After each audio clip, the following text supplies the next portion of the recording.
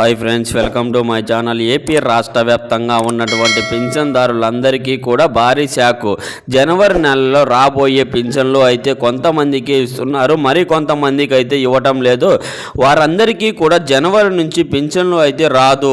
Pension అనేది జనవరి నుంచి వాళ్ళందరికీ కూడా రద్దు చేస్తున్నారు. అయితే ఈ వీడియోలో మనము ఎవరెవరికి పింఛన్ అనేది రద్దు చేస్తున్నారు, ఎవరెవరికి పింఛన్ అనేవి రావు అనే దాని గురించి వీడియోలో క్లారిటీగా తెలుసుకుందాము.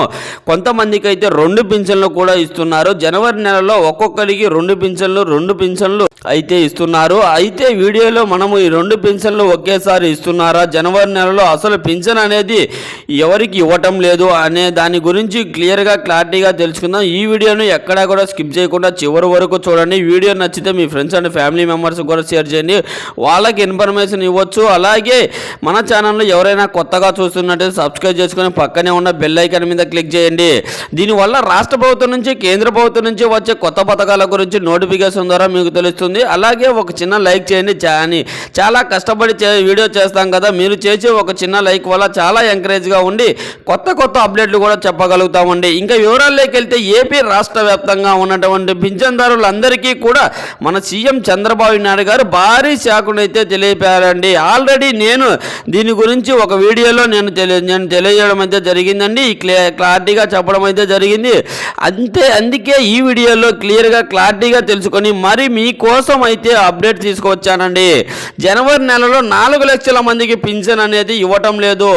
ఎక్స్ట్రాగా జనవరి నెలలో చాలా మందికి పింఛన్ కోసం వెళ్ళి పింఛన్ తీసుకోవడానికి అని చెప్పి వెళ్ళి తిరిగి రావడం కోసం జరుగుతున్నది. ముఖ్యంగా ఎవరికైతే దివ్యాంగులు కావచ్చు, వికలాంగులు ఎవరైనా కావచ్చు, వీళ్ళ పింఛన్ అన్నమాట. దివ్యాంగులకు మనకైతే ఇప్పుడు కొత్తగా వచ్చినట్టు కూటమి ప్రభుత్వం 15,000 రూపాయలు అనేది ప్రతి నెల కూడా వాళ్ళకైతే పింఛన్ అనేది అందిస్తూ ఉన్నారు కదా. అయితే వారికి కూడా దివ్యాంగులు ఉండవలసిన క్లారిటీ, దివ్యాంగులకు ఉండవలసిన పర్సంటేజ్ ఇవన్నీ కూడా లేకుండా ఉంటే వాళ్ళు కూడా డాక్టర్ దగ్గర దొంగ సర్టిఫికెట్లు, డాక్టర్ దగ్గర దొంగ సంతకాలు ఇవ్వాలి. ఇలాంటివన్నీ కూడా చేపించుకొని వాళ్ళ పింఛన్ అనేది రాదండి. అయితే మళ్ళీ కూడా అప్లై చేసుకోవాల్సింది ఉంటుంది. ఎందుకు అప్లై చేసుకోవాలి వస్తుంది అంటే దివ్యాంగుల పింఛన్ అనేది 15,000 రూపాయలు అయితే ఇస్తున్నారు కదా, వారందరికీ కూడా డైరెక్ట్గా పింఛన్ అనేది రద్దు చేస్తున్నారు. రద్దు చేసిన తర్వాత ఇంకా మీరు వికలాంగుల లిస్టులోకి అయితే వస్తారు. 6,000 రూపాయలు పింఛన్ అనేది దానికి కొత్తగా కూడా మీరు అప్లై అనేది చేసుకోవాల్సిన వస్తుందండి. మీకు ఎవరికైతే దొంగ సర్టిఫికెట్లు ఇచ్చిన డాక్టర్ అయితే ఉన్నారో వాళ్ళ మీద కూడా కఠిన చర్యలు అయితే తీసుకుంటున్నారు. అలాగే ఎవరైతే మీరు ఎక్కువగా పర్సంటేజ్ అనేది వేయించుకుంటున్నారో, దివ్యాంగులకు సంబంధించి ఎన్ని రోజులు డబ్బులు అయితే తీసుకుంటున్నారో ఆ డబ్బులు అంతా కూడా ప్రభుత్వం అయితే వసూలు అయితే చేస్తామని కూడా ఆల్రెడీ ఈ విషయం అంతా కూడా ప్రభుత్వం అయితే వస్తువుల విషయం కింద చెప్పడం అయితే జరిగిందండి. మీరు ఇలాంటి పనులు అయితే చేస్తున్నప్పటికైతే ఎవరికైతే దొంగ సర్టిఫికెట్లు, డాక్టర్ దగ్గర ఎవరైతే ఫేక్ సర్టిఫికెట్లు క్రియేట్ చేసుకొని ఎవరైతే పింఛన్ కదా తర్వాత వికలాంగులు కూడా మీరు పర్సంటేజ్ అనేది కూడా 40% కన్నా ఎక్కువగా ఉంటేనే మీరు అయితే వికలాంగులకు, మీరు 40% కన్నా మీరు సదరన్ సర్టిఫికెట్లో తక్కువ కనుక ఉన్నట్లయితే మీరు అయితే వికలాంగులు కాదు.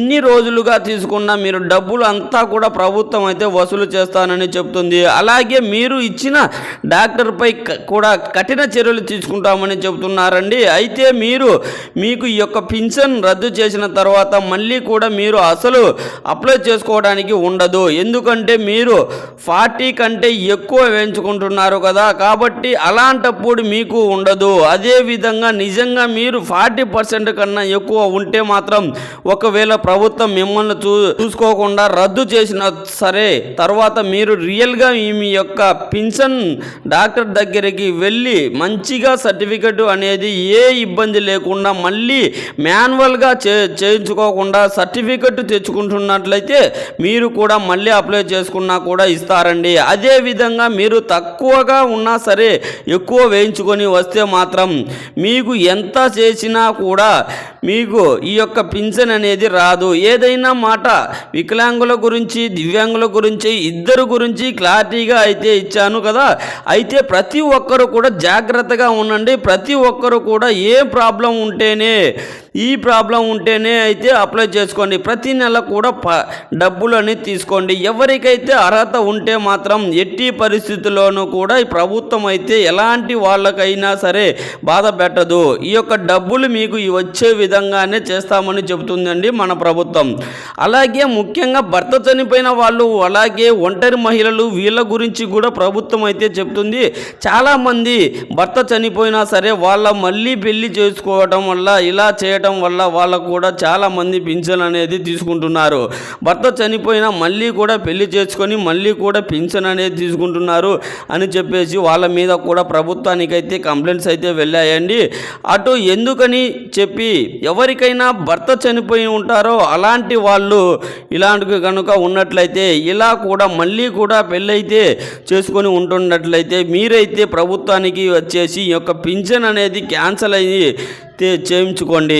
లేకపోతే జనవరి నుంచి కనుక మీరు తీసుకున్నట్లయితే మీరు కఠినంగా ఇప్పుడు మీకు తీసుకున్న డబ్బులు మొత్తం కూడా ప్రభుత్వం అయితే వసూలు చేస్తామని చెబుతుంది. అలాగే ఎవరైతే ఒంటరి మహిళలు ఉన్నారో వాళ్ళు కూడా, కొంతమంది ఒంటరి మహిళలు మళ్ళీ కూడా భర్తతో కలిసిపోవడం, లేకపోతే మళ్ళీ కూడా ఎవరైతే పెళ్లి చేసుకోకుండా ఎలా ఉండుంటారో వీళ్ళకు కూడా పింఛన్ అనేది రద్దు అయితే చేస్తున్నారు. ఇక మీరు పర్మనెంట్గా ఒకేసారి మళ్ళీ అప్లై చేసుకోవాలన్నా మళ్ళీ కూడా ఈ యొక్క పింఛన్ అప్లికేషన్ అనేది అర్హత అనేది కూడా ఉండకుండా చేస్తామని చెప్పడం అయితే జరిగిందండి మన ఏపీ రాష్ట్ర ప్రభుత్వం. ఇప్పటి వరకు మీరు తీసుకున్న డబ్బులు అంతా కూడా ప్రభుత్వం అయితే వసూలు అయితే చేస్తామని చెప్తుంది. అలాగే చర్మకారులు అంటే చెప్పులు కుట్టే వాళ్ళు చాలామంది కూడా నిజమైన చర్మకారులు వాళ్ళకుంటా ఇది ఒక లేదనే మాట చెప్పుకోవచ్చండి. అంతేకాకుండా వాళ్ళకున్న ఒక గుర్తింపు అనేది లేదు, వీళ్ళు మాత్రమే తీసుకోవాలి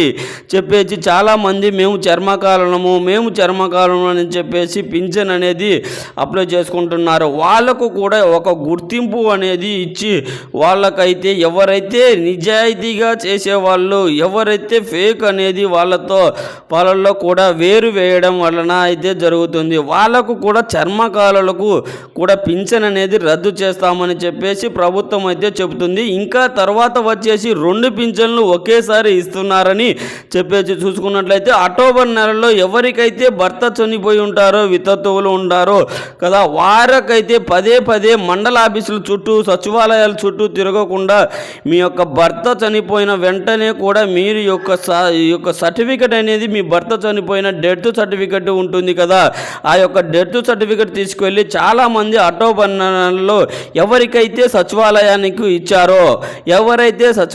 ఇచ్చారో అక్టోబర్ నెలలో చనిపోయిన వాళ్ళ సర్టిఫికెట్ ఎవరైతే ఇచ్చారో వాళ్ళకు నవంబర్ అంతా వెరిఫికేషన్ జరుగుతుంది. అలాగే డిసెంబర్ అంతా కూడా వెరిఫికేషన్ జరుగుతుంది. వారికి నవంబరు ఎవరుగానో డిసెంబర్, జనవరి 2 పింఛన్లు కలిపి జనవరి నెలలో ఎవరికైతే వితంతువులు, అక్టోబర్ నెలలో, నవంబర్ నెలలో ఎవరైతే అప్లికేషన్ ఇచ్చి ఉంటారో ఒకవేళ నెల రోజుల్లో